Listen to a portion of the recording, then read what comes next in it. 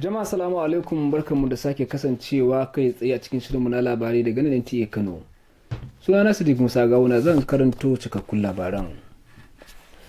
An gudanar da bikin ranar tunawa da 'yan mazajiya ta shekarar 2026 a Kano, inda jami'an tsaro tare da hukumomin fararen hula suka nuna girmamawa ga jami'an soji da suke raye da kuma waɗanda suka sadaukar da rayukansu wajen kare ƙasa. Ga rahoton Abdullahi Mustapha.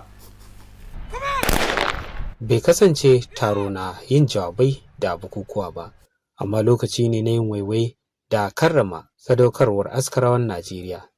Haka kuma ya kasance dama domin tunawa da mazan jiya da kuma tsoffin sojoji waɗanda suka sadaukar da rayukansu da lafiyarsu wajen kare ƙasar nan da ma ɗorewarta. A gaban tsoffin sojojin da matan waɗanda suka kwanta dama da iyalan mazan jiya, an gudanar da abubuwa daban-daban wanda gamayyar sojojin sama da na ƙasa da na ruwa suka yi.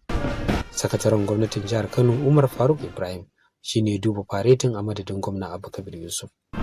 Ya kuma jagoranci sauran manyan baki wajen azafure na karramawa ga mazan jiyan. Ya ce na shaida musu cewa kullum burinsa shine a zauna lafiya. Kano ta zauna lafiya, Najeriya ta zauna lafiya. A shirye yake kuma ya ba da duk wani gudunmawa, duk wani taimako domin a samu zaman lafiya a Kano. Yayin da take godewa gwamnatin tarayya da ta jiha ga tsaffin sojoji da iyalansu, jami'ar jihar Kano ta ƙungiyar matan sojojin da suka kwanta dama Hannatu Bulama ta yi roƙon da shigar da su cikin shirin tallafawa mata na gwamna Abba Kabir Yusuf. Idan uwa ta samu abin da za ta yi, so ina mai tabbatarwa 'ya'ya za su samu ingantacciyar tarbiyya, tunda muna kasancewa majority matan suna nan babu abin yi. A taimaka mana da wannan empowerment din da ake ba, sannan a ba mu 'ya'yayenmu aiki. Wannan taro shi ya kawo ƙarshen bikin tunawa da sojoji da kuma 'yan mazan jiya na shekara ta 2026. Abdullahi Mustapha, labaran NTA. To nan kuma kungiyar limaman Najeriya ƙarƙashin inuwar National Peace and Unity ta gudanar da taron addu'o'i na musamman a Kano domin neman taimakon Allah subhanahu wata'ala wajen fitar da ƙasar daga matsalolin tattalin arziki da na tsaro da take ciki, musamman yadda ake fama da rashin tsaro a arewacin Najeriya. Hussaini Shehu ya rawaito cewa mahalarta taron sun jaddada muhimmancin haɗin kai wajen ci gaban al'umma.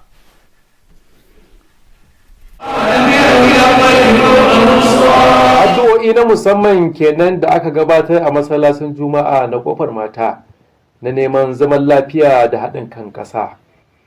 Hakan kuma na biye da karatun Alkur'ani mai girma don neman agajin Allah Madaukakin Sarki don zamowar ƙasa cikin lumana da yalwar arziki. Ƙungiyar limaman ƙasa ce ta shirya don samun ɗaukin Allah Madaukakin Sarki don gane da matsalar ƙalubalen tsaro musamman arewacin Najeriya. Ƙasar nan tana buƙatar addu'a. Allah Ubangiji ka biya mana wannan buƙata ta zaunar da Najeriya lafiya. Duk wata fitina Allah kwanta mana ita. Addu'o'in za su ci gaba a sauran sassa daban-daban na Najeriya.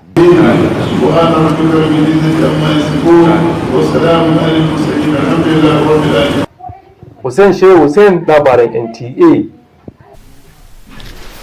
To yayin da yanayin hunturu ke ƙara tsananta tare da yawaitar samun tashin gobara, hukumar kashe gobara ta jihar Kano ta ƙara zage damtse wajen wayar da kan jama'a domin kare rayuka da dukiyoyin al'umma a yankin ƙaramar hukumar Gezawa.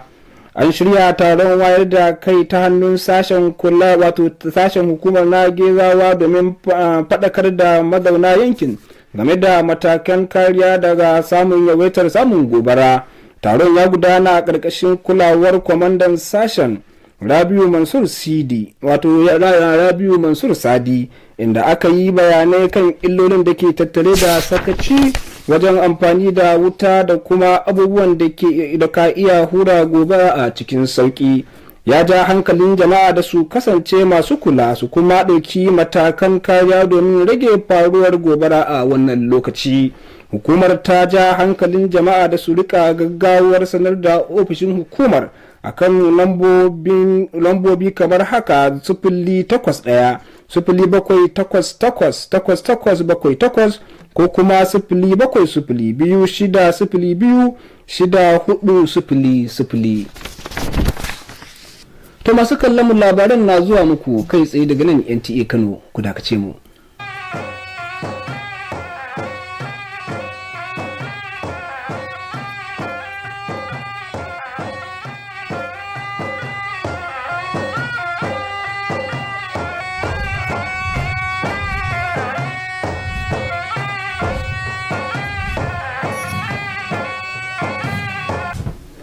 Barkamu da dawowa. Al'umma a Kano sun koka kan yadda matsalolin hanyoyin sadarwa ke ci gaba da ta'azzara, wanda ke durkusar da harkokin kasuwanci tare da haifar da babbar asara ga kuɗaɗe. Masu amfani da layukan sadarwa sun miƙa kokensu ga hukumomin da suka dace da su ɗauki mataki domin ƙalubalantar kamfanonin sadarwa a kan wannan lamari. Musubawa Hassan na da cikakken wannan rahoto. A duniyar yau da fasahar zamani ta mamaye kusan komai, mutane da dama sun dogara kacokan ga kafofin sadarwa na tafi da gidanka domin gudanar da harkokin kasuwanci na gida da na waje da kuma tattaunawa da iyalai, abokai da abokan ciniki. Sai dai kuma matsalar katsewar hanyoyin sadarwa da aka saba fuskanta a birnin Kano ta ƙara ta'azzara a 'yan kwanakin nan. Duk da kasancewar akwai katin kira da data a wayoyinsu, mazauna birnin da dama sun tsinci kansu a wani yanayi na katsewar sadarwa, inda ba su iya yin kira ko kammala muhimman harkokin yau da kullum. Wannan tsaiko ya haddasa gagarumar asara musamman ga bangaren kasuwanci, yayin da na'urorin biyan kuɗi na POS da tura kuɗi ta banki ke yawan fuskantar cikas. Wala akwai kuɗi da aka samu, akwai kuma kaya da aka tura min, na tura gashi da datar da komai amma ya ki tafiya. A takaice dai sai asara wannan turishin aka yi. A kwanakin nan guda biyu mun samu matsala, ba shakka za mu tura kayan a ce bai zo ba, ko a tura kuɗi a ce bai zo ba, ko zuwa kamfani ko kwastoma ya turo mana. Wani zai zo ya siyi waya ya ɗora layukansa, wani gaba ɗaya ma layin ya sama emergency, kai ta fama ma dai a da mutum ya gane to yawo, amma ka gane to ɗin gaba ɗaya ya mutum sai tunanin ko ya kace da matsala kaza ku ta dai diragin da shaka. Ƙwararru sun danganta wannan rugujewa ta tsarin sadarwa ga raunin ababen more rayuwa, ciki har da yawaitar katsewar wayoyin sadarwa na fiber optic da kuma rashin tabbas na samar da wutar lantarki. Sakamakon haka, al'umma na kira ga hukumomi da su ayyana fannin sadarwa a matsayin ɗaya daga cikin kadarorin ƙasa masu darajar gaske domin tabbatar da ingantaccen sadarwa ga ɗaukacin 'yan Najeriya. Muna fata hukumar Allah ya da ta shiga ciki ta kawo mana ƙarshen wannan matsalar network ɗin. Wanda muke so a ci wannan matsalar ba ta ƙara faruwa ba. Ƙoƙarin jin ta bakin hukumomin da ke kula da fannin sadarwa a Kano ya ci tura zuwa yanzu. Samun ingantaccen tsarin sadarwa ba wai kawai zai sa mutane su ci gaba da kasancewa da masoyansu da abokan kasuwancinsu ba ne, har ma zai taka muhimmiyar rawa wajen bunƙasa tattalin arzikin ƙasa. Misbahu Hassan, labaran NTA. To yanzu kuma sai kanun al'amuran wasanni da wakilinmu na wasanni ya haɗa mana rahoto kan halin da duniyar wasanni ke ciki. Tawagar Ingila za ta kara da Afirka ta Kudu a gasar One Day International Tournament da ke gudana a Ingila.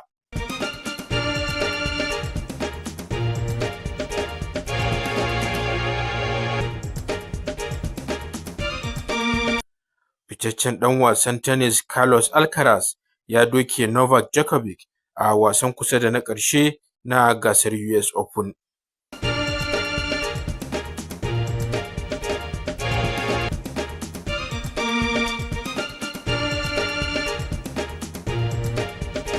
Rory McIlroy ya lashe kofin Irish Open bayan da ya kammala zagaye na ƙarshe da maki 66.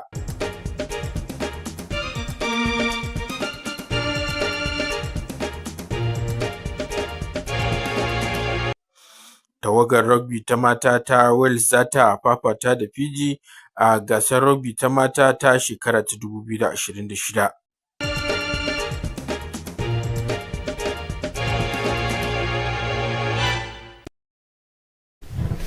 To sai kuma sashen masana yanayi da ake sa ran tashi da shi gobe Juma'a a nan Kano da ma waɗansu birane na ƙasar nan.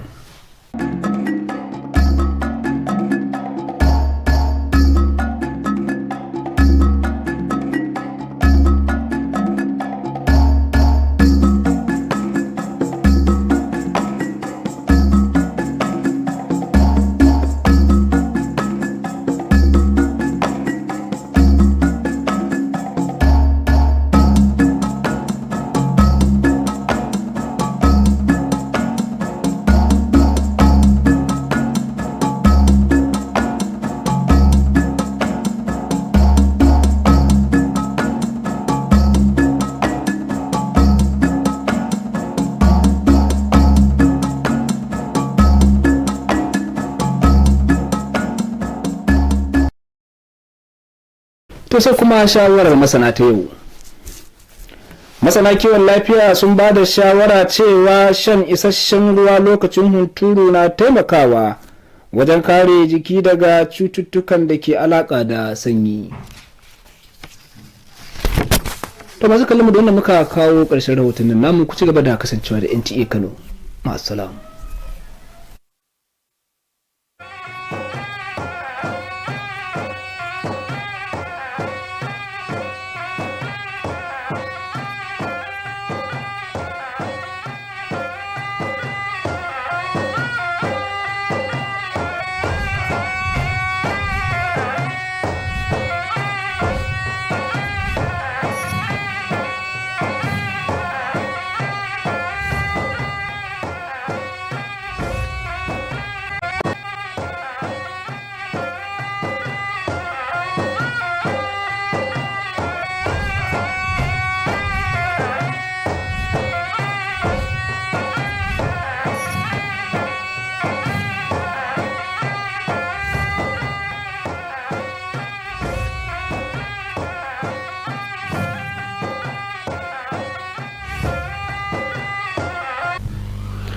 Thank you for joining us on Nta Kano News. I am Masoud Aliyu.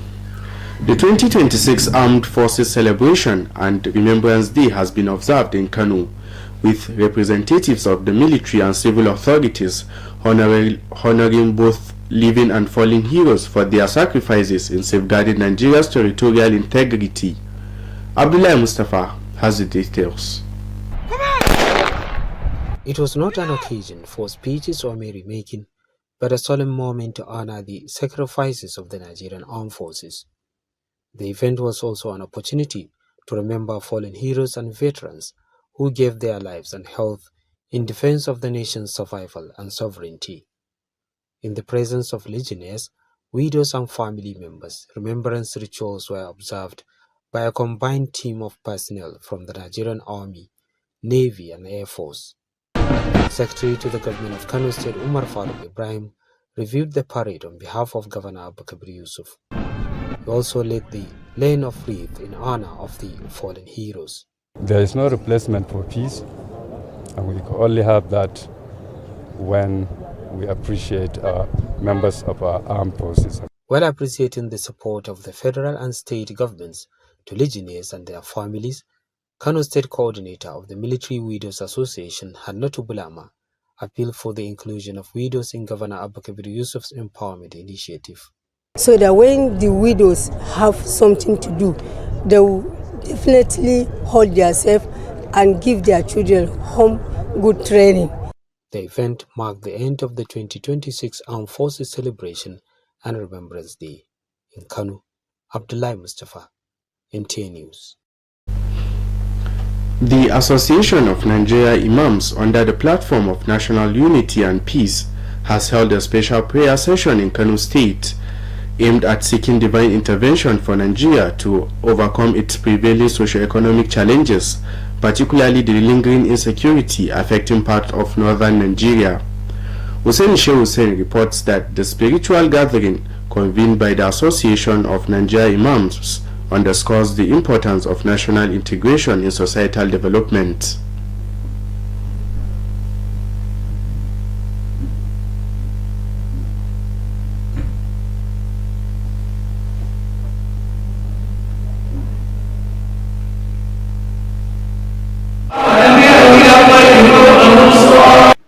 This is part of a series of prayer sessions aimed at enhancing national integration and political stability held at Kofar Mata Jumaat Mosque in Kano State. The event was also marked by Qur'ani recitations as worshippers sought Allah's blessings for keeping the country united.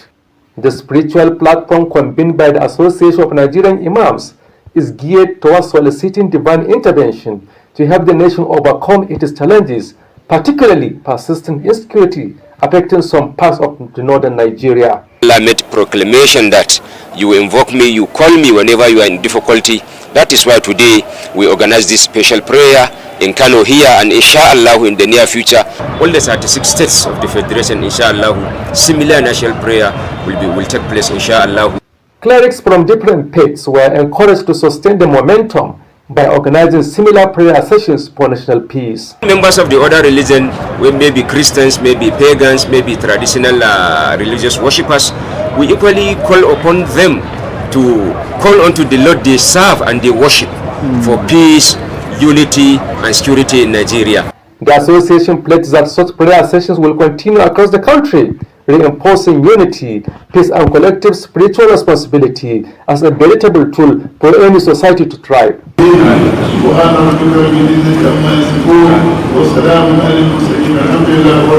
In Kano, Hussein Shehu Hussein, NTA News. Meanwhile, as the Hamatan season heightens the risk of fire outbreaks, the Kano State Fire Service has intensified efforts to protect lives and property through a public enlightenment campaign in Gezawa local government area. The sensitization exercise organized by the Gezawa unit of the service was aimed at educating residents on fire prevention and safety measures during the dry and windy Hamatan period. Supervised by the divisional commander Rabiu Mansur Sadi, the campaign highlighting the dangers associated with careless handling of fire and inflammable materials. He urged the residents to remain vigilant and adopt preventive measures to reduce the incidence of fire disasters. The fire service also reminded members of the public to promptly report any fire outbreak or emergency to the nearest fire station using the emergency lines 081 07 88 8878 or 070 26 02 6400. You are watching the news on Nta Kano. There will be more reports after this timeout. Stay with us.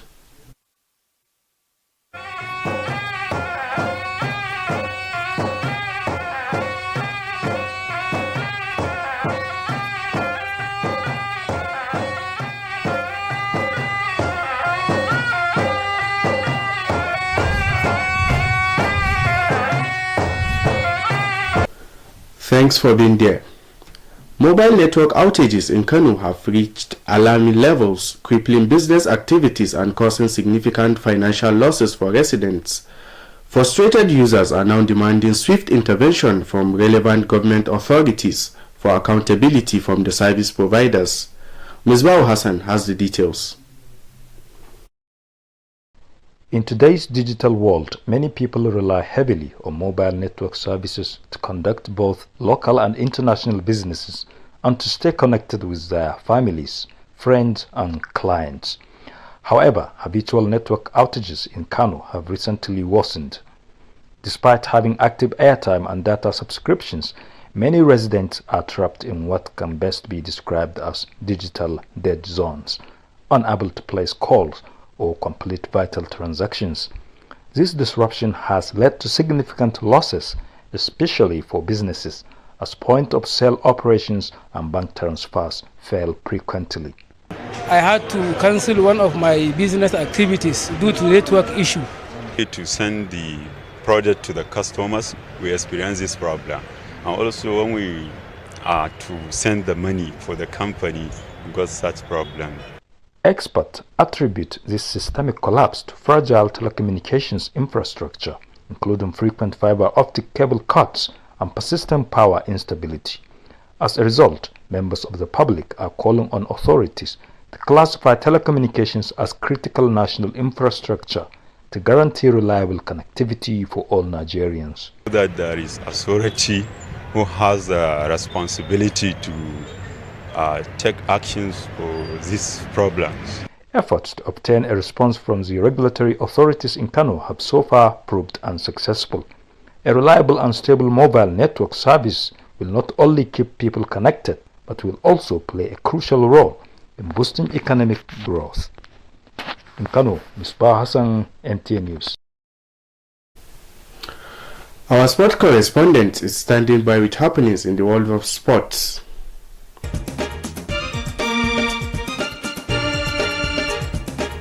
England are set to face South Africa in the ongoing one-day international tournament.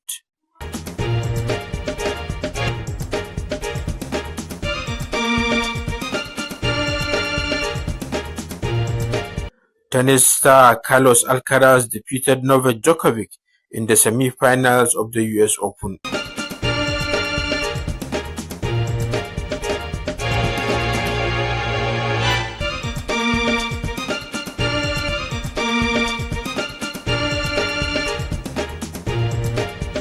Rory McIlroy clinched the Irish Open title after finishing the final round with the score of 66.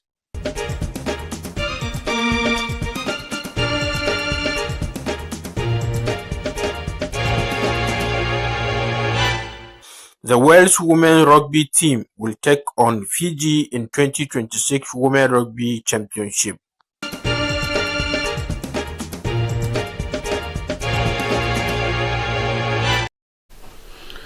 And next is weather forecast for tomorrow in Kano and some selected cities.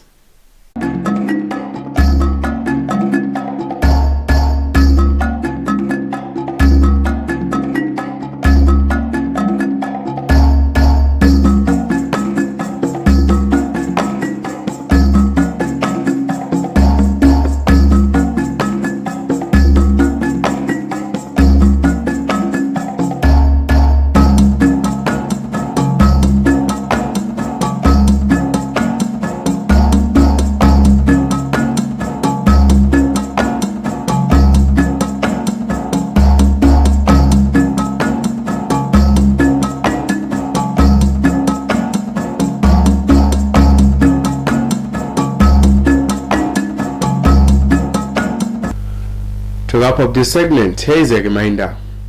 Health experts advise that adequate water intake during the Harmattan season helps protect the body from illnesses associated with the cold weather. Thank you for watching. Goodbye.